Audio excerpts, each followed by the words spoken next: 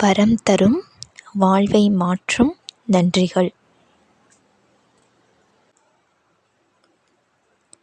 நம் வாழ்வில் கிடைக்கும் சின்ன சின்ன விஷயங்களுக்கு நன்றி சொல்லும்போது மனதில் மகிழ்ச்சியும் மிகப்பெரிய விஷயங்களும் நமக்கு கிடைக்கும் வாய்ப்புகள் அதிகம்.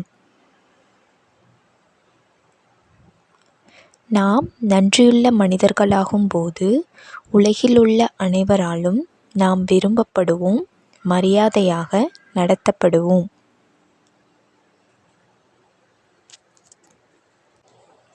நம் வாழ்வில் நன்றி சொல்ல இறைவன் நிறைய விஷயங்களை கொடுத்திருக்கிறார். எனவே நாம் ஏன் அதிகம் குறைகள் கூற வேண்டும்? கிடைத்த பரிசுகளை மதிக்காமலும் அதன் உன்னதத்தை உணராத போதும் புதிய பரிசுகளை நம்மால் பெற முடியுமா?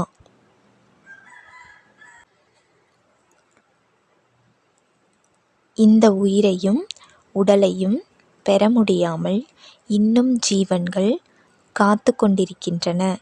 இறைவன் நமக்கு அந்த வரத்தை அளித்துள்ளார். அதற்கு நாம் எவ்வளவு நன்றியுள்ளவர்களாக இருக்க வேண்டும்?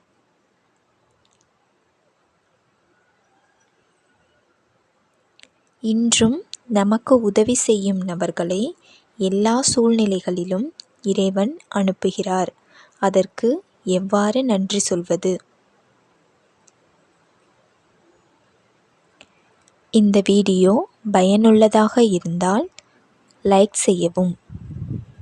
இதுபோன்ற வீடியோக்களை காண சப்ஸ்கிரைப் செய்யவும். நன்றி.